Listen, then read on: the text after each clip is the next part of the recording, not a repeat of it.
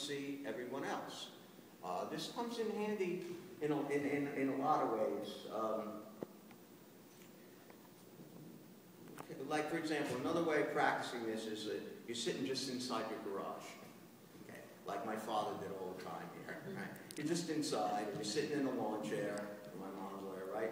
Sitting there watching everybody go by. And you're gazing out at what my wife and I call #1 Happy Street. Okay? And this Steve Martin movie, right? Look to the furthest point, and as, let's say, a car drives through, try to identify in your mind what color the car was, or maybe what brand, or if a bird flies through, something like that. This strengthens your sight. It strengthens your concentration as far as your sight's concerned. You know, even your neighbor's landscaping, you say to yourself, oh, you know, they just put there's new mums in front of the house, or whatever it is. And this comes in very handy if you strengthen your eyes when you're driving. The idea that when so much is going on, like you're coming into an intersection and things are all over the place, if you look at this person running the light, this guy who just went through the stop sign is the one you don't see. And if you're using your breathing and you're calm and you're focusing on nothing in particular, you're seeing more and you're relaxed through the whole process. Okay, we did that. Okay, this exercise will not only strengthen your sight, of course, but it will also widen your field of vision. This is something you can try. You know, your peripheral vision. And what we're going to do is, using your breath of concentration, we're going to inhale as we always do, and shift your eyes from one side to another. As you go back and forth, try to see something further each time. So, for example, we're sitting now, right? You're looking at me. So you're going to inhale through your nose, and as you exhale, look to your left. And then you inhale, well, I move my head. You don't move your head. So you inhale, and you look to your left. And then inhale to center, and look to your right. So now try this, and each time try to see like one person further or something further. So you inhale, and left. And inhale, and right. And as I say, each time try to see something further. Now, this is something that I learned a long time ago, but recently I was talking to an ophthalmologist at the hospital, and they said this is a technique that they're using a lot now for people whose vision is failing, or who, you know, they get that more of tunnel vision. This strengthens the actual eye itself. But again, it's just simply the idea that instead of it being an involuntary action, you're concentrating and using your mind and your body to do this simple task. And just simply the idea of not, you know, well, something's over here, looking to see what it is, it gives you greater control over your sight. And as I said, they say now that it actually physically strengthens your eyes. So, like I said, every sense. So when I was laying there in bed, especially at night, because you never sleep and you hear everything, I used to try to, you create your own exercises. You listen, and you try to hear, you hear the nurse's station, or you're sitting in your yard and you hear a bird, or you hear a dog bark, or you hear a couple arguing down the street, you say, oh, that's such and such, or you hear further away, or you try to listen to something further. You're concentrating on your hearing instead of just hearing. You create your own exercises for all your senses. Try to figure out what's cooking in the kitchen, which we do a lot. Or at the table next to you in a restaurant, what they're eating. You know, try to, like I say, when you go out to eat, is it garlic, or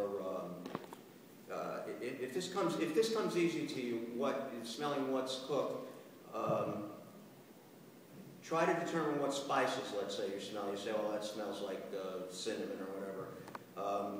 Try to determine whether it's chicken, pork, you know, garlic, oregano, olive oil. You know, just make some rice and you've got a whole meal. Sorry, I thought I was Rachel Ray. So as I tell all my students and patients, continually you test yourself and realize that where you are at any given point is not where you're going to stay, that you can go further, and as we always say, that the mind moves the body, but the breath is what binds them together. So any questions? When you see the martial artists in the movies, Yeah. and they're facing each other on the mat, Yes. and they do that where they lift their hand up across their chest, are they doing the inhale, exhale Yes. exercise? Yes. There's so many centering exercises. That's exactly what they're doing. And even the concept of this type of bow, it's all directed toward what they say, finding your center. Right.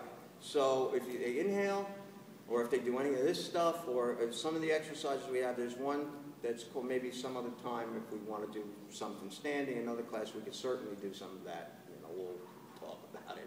But there's an exercise to bring it all the way in. First, it's a large circle. Okay? And this is the furthest point that you reach. It's called, well, it's a long story, but this is called your haven, your outer haven, your inner haven. And then you bring it up to the front, which is sort of like a Tai Chi form. And then you make your circle in here. Okay? And then the last one is up and all the way down. And the idea is the energy's coming out here, then it's closer, and then it's brought right to your one point. Right? And you don't really, I don't have to go into great detail if you just wing it, you know, just feel it all the way out here and then just come straight down.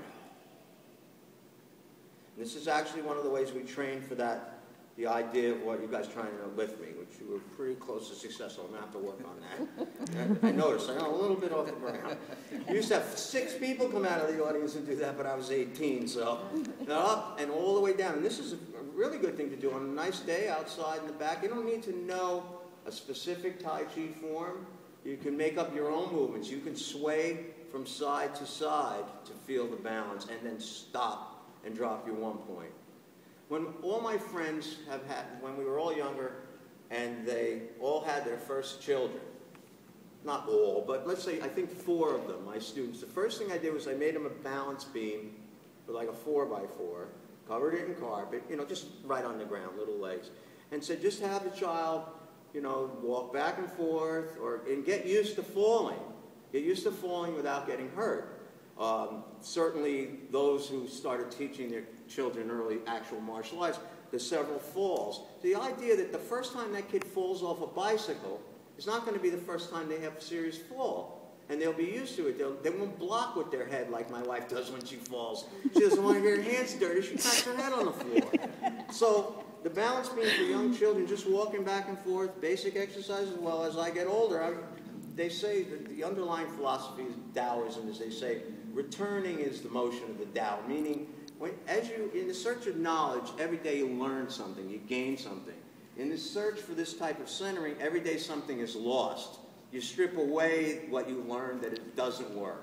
You strip away the things that you eat that aren't good for you, except for some, you know, let's not get crazy. But you come back to the basics. So when I was sick, or as I get older and I find out I can't do what I used to do, concentrate on the basics. And centering yourself, just mastering the 2 simple breathing patterns. And thinking about your senses. You know, if you're playing a sport, what do? Let's say you play tennis and you're hitting against the wall. You're trying to hit the square. You're trying to hit that every time. Well, what I do is I put the hand in, I put the racket in the other hand. I mean, I don't play tennis, don't get me wrong. But even with, in the martial arts where you work every weapon with both hands, very rarely does it come up that I'm using a sword in the street. But the idea is that every weapon, if it's real martial arts, is designed to train your body in some way. And we were talking today about somebody we're wondering if my niece is left-handed. My niece was due yesterday, my godchild, to have a baby, so my mom's got her bags packed and we're out of here. But we were saying, gee, I wonder if her child would be left-handed. And what I was saying, I'm left-handed. You know, who's left-handed? Anybody? I am. Right, and don't you find that you just have to learn to use both hands? And people make fun of you being left-handed and you just laugh. You go, yeah, let me see it. When I was a carpenter, and I would, when the old days, no nail guns, and you'd be banging nails all day, when I was just got out of college and everything, I'd use both hands because, I mean, obviously one's better than the other. But I'd say, people would say something, I'd say, well, let me see you bang a nail in with your left hand, you know, and you back up, just in case. So if you work both hands or you train yourself, anything that you do, I noticed, you know, when you see chefs on TV, how fast they cut.